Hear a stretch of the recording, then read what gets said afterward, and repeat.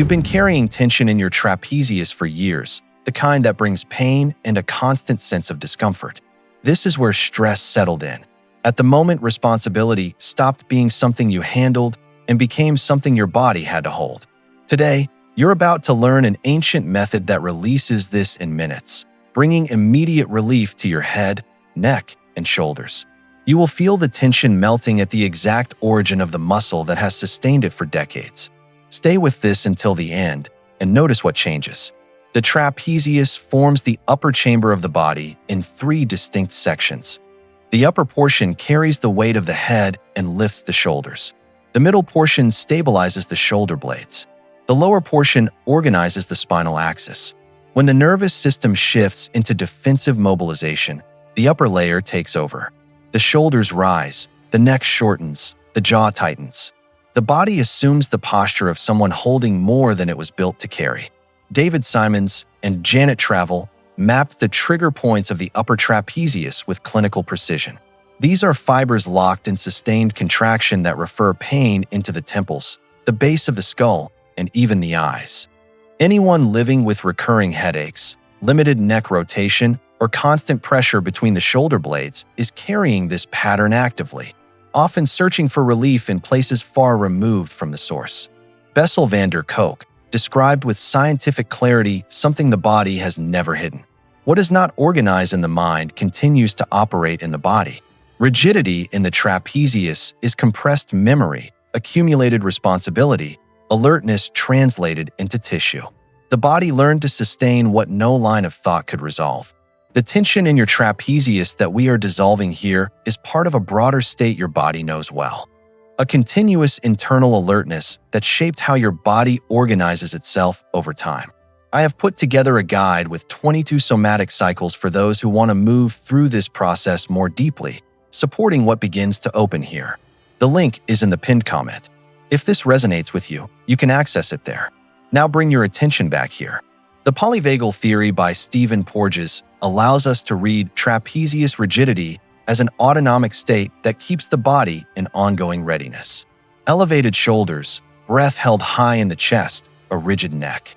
These are signs of a body organized around contraction, a posture shaped by conditions it once had to sustain. Through the corpus hermeticum, the trapezius can be seen as the 2 upper pillars of the body as a temple. In sacred architecture, pillars that hold a vault only function when the load moves through the entire structure. When one pillar takes more than it should, it compresses, hardens, and holds what was meant to circulate. The weight that should move through the structure becomes fixed at the top. The practice you are about to follow unfolds in 3 progressive layers. Each one prepares the tissue for the next. Together, they guide the body from sustained contraction into a gradual release of that held state, layer by layer, at a pace the tissue can receive. The first layer is the most subtle, and because of that, the most powerful. Before any effort, you begin a dialogue with the tissue through touch. Sit or lie down. Bring one hand to the space between your neck and shoulder. Find the point of greatest density, where the tissue responds with a specific resistance, as if something were condensed beneath your fingers. Apply pressure slowly, using your fingertips or the full palm. The point you are looking for is the one that absorbs the contact instead of yielding, the one that feels like it is holding something back. Maintain this contact for 30 seconds without moving your hand, just presence. In Anatomy Trains, Thomas Myers shows that myofascial tissue responds to attention, time, and the warmth created through sustained contact. Steady pressure begins a dialogue between your hand and the muscle. Within that dialogue, the nervous system recalibrates, receiving from the tissue a signal no mental instruction can deliver with the same clarity. This is safe. The warmth that begins to rise under your fingers is a sign of circulation returning to an area that had been compressed. Temperature increases because blood is finding space where there was continuous resistance. This warmth is the first sign that the tissue is responding. With that dialogue established, the second layer deepens the process through breath. Increase the pressure slightly, just enough to feel the tissue soften in layers. Inhale through your nose for a count of 4. On a long, intentional exhale, sense the weight of that region moving outward with the breath. Repeat 5 cycles, keeping the pressure steady throughout. In Waking the Tiger, Peter Levine explains that the nervous system needs time and a sense of safety to complete defensive responses that were left unfinished. Sustained pressure combined with rhythmic breathing gives the body exactly that space, a contained experience where it can reorganize without urgency. The system begins to release what it has been holding. Notice if your breath begins to drop naturally. If your chest, which used to rise on its own, now includes the belly in the movement. If your shoulders lower slightly without effort. These are signs that the contraction is easing with each exhale, releasing weight that no longer needs to be held. In the third layer, pressure becomes pure presence. Gradually reduce the pressure of your fingers until it becomes a soft touch, almost just contact. Keep your palm resting on the skin. Breathe naturally. Feel the warmth spreading from that point, as if a dense layer were losing its shape and giving way to something more fluid and alive. Myers describes how fascia, the membrane that surrounds each muscle and connects them throughout the body, changes its viscosity when it receives the right thermal and mechanical input. Rigidity dissolves through sustained presence, layer by layer, at a pace the tissue can follow. Heat guides the process. Pressure organizes it. Breath allows it. When you finish, slowly turn your neck to one side. Notice if your range has expanded, if your head moves more freely, if your shoulders have settled into a lower resting position.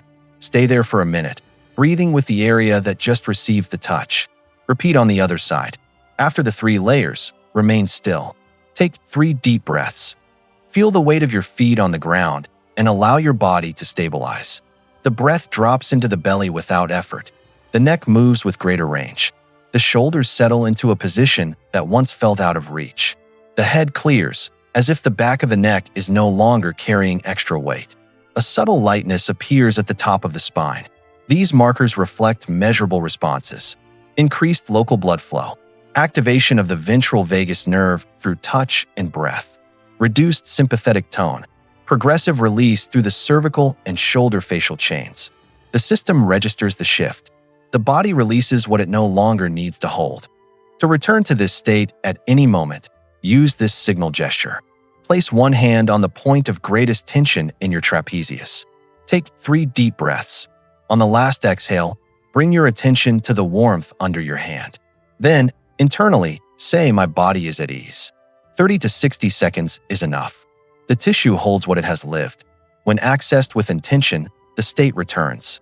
As this begins to dissolve, what emerges goes beyond muscular relief. Your posture in front of screens reorganizes because the upper structure no longer compensates for what the base should support. Focus returns as energy once used to maintain constant tension becomes available for other processes. Creativity, once held in the upper body, begins to move again. Those who integrate this practice often notice the first changes in the morning. The weight they used to wake up with begins to fade. Over time, they recognize the exact moment their shoulders start to rise again, as if gaining access to a signal that was previously outside awareness. This early recognition is what makes the method sustainable. Tension no longer builds unnoticed. From an alchemical perspective, transformation begins with recognition. The contraction in the trapezius starts to release the moment the body can sense it as it forms. This ancient method restores that language, a direct line to the signal your body uses before tension becomes pain. The stress muscle served a protective role for years. It remained active beyond its time, holding what once felt necessary. What this method reveals goes beyond temporary relief. It invites the body to step out of that role. Hildegard von Bingen wrote that a living being flourishes when its internal elements regain their natural flow. Held tension is interrupted flow. Warmth returning to a cold region is flow restored. This ancient method reminds the tissue of what it already knew. When the body learns to let the weight settle, what emerges is presence. If this content touched something real in you, like the video, subscribe to the channel, and turn on notifications so you can receive the next ones. Write in the comments, "I melt the tension in my trapezius and release the pain." Share this with someone who carries that same weight in their shoulders. What opened in you today can continue now. Click the icon on your screen and watch another transformative video from the channel. Remember, while the stress muscle holds what should be moving, the body contracts. When this force learns to settle, weight becomes presence. The difference between tension and relief has always been in the trapezius, waiting for the touch that returns the body to a state of balanced support.